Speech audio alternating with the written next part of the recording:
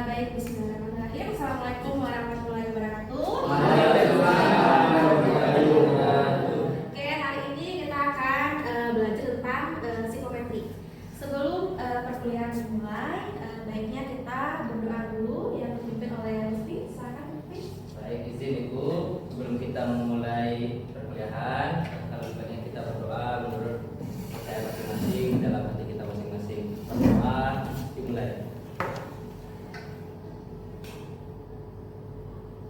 Berdoa selesai. Oke, baik, terima kasih Lutfi. Pertama kita akan absen dulu ya. Saya akan cek kehadiran Anda. Oke, Lutfi. Hadir Bu. Elva Zahuri hadir Bu. Evi Darlis. Hadir Bu. Oke, baik, terima kasih.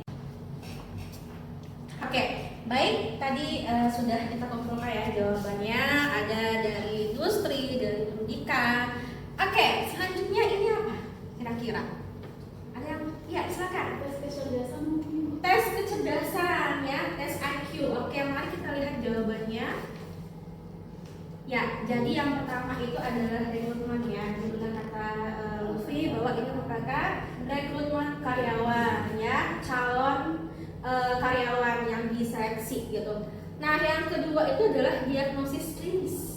Ya, jadi ada alat tes achievement test yang digunakan dalam bidang klinis ya. Lalu yang ketiga itu adalah pendidikan. Jadi kita pengen tahu nih si A, si B itu ditempatkan di kelas mana? Bu tanya, Ya, silakan. dari ketiga jenis tes itu apa bisa digabungkan dalam satu waktu kegiatan atau memang harus terpisah? Oke, baik, terima kasih, pertanyaan yang sangat bagus sekali. Jadi ini merupakan ketiga bidang yang berbeda, gitu ya.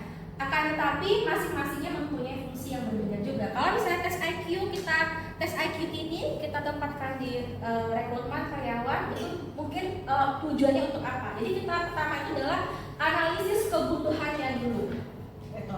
Ya, oke, paham? Ya. Oke. Selanjutnya adalah silakan Anda tebak ini mengapa gambar-gambar ini relevan dalam tes psikologi, dalam pengukuran psikologi yang ada di sekitar yang kalian ketahui itu apa? Gitu. Yang pertama gambar A ini apa kira-kira? Saya Bu, saya. Oke, silakan Lutfi. Kalau saya lihat Bu ada Ya. bapak-bapak sama Ya. ibu-ibu, kayaknya lagi interview. Lagi interview. Iya, saya pernah soalnya Bu. Oh pernah? Iya. Oke, baik. Terima kasih Lutfi.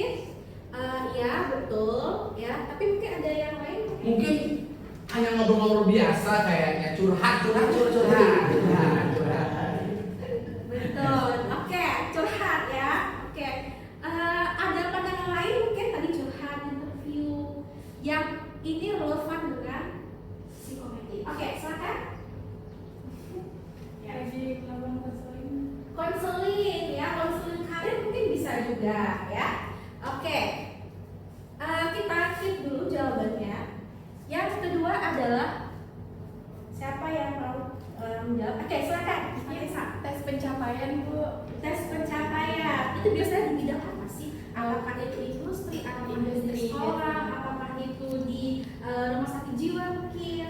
Bisa aja mungkin di industri Bu. Industri, Atau oke. di sekolah juga mungkin. Di sekolah juga bisa ya.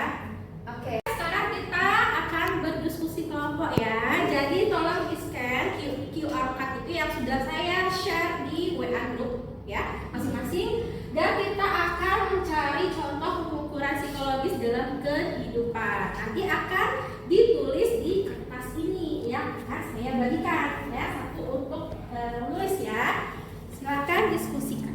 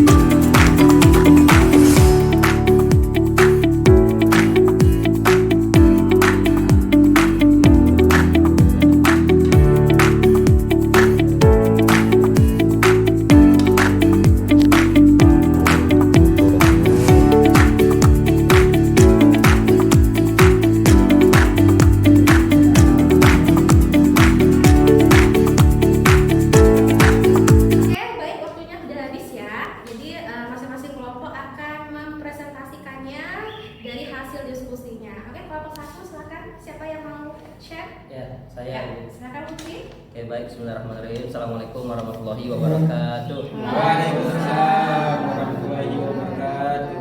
Perkenalkan, saya Muhammad Lutfi Amri dari kelompok 1. Izin menjelaskan dan memaparkan dari diskusi yang sudah kami lakukan.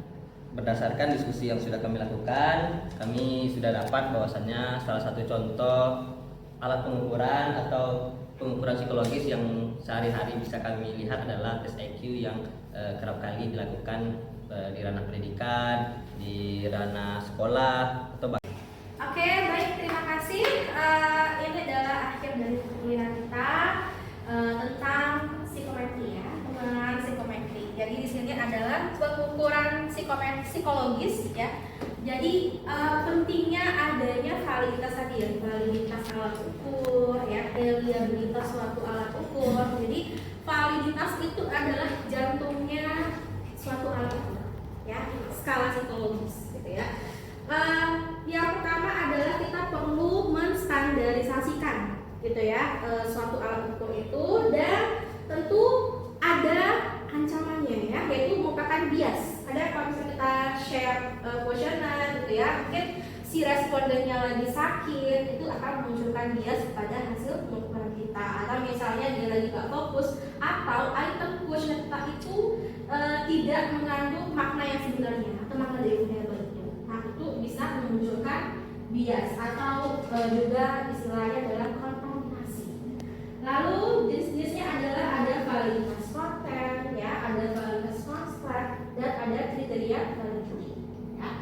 Dan selanjutnya adalah kuantifikasi konsep abstrak ya. Itu adalah contohnya tadi ya yang kita gambarkan itu, yang didiskusikan itu adalah tes IQ. Baik, terima kasih anak dan mahasiswa yang telah hadir di kelas psikometri hari ini. Semoga ilmunya bermanfaat, berkah semua.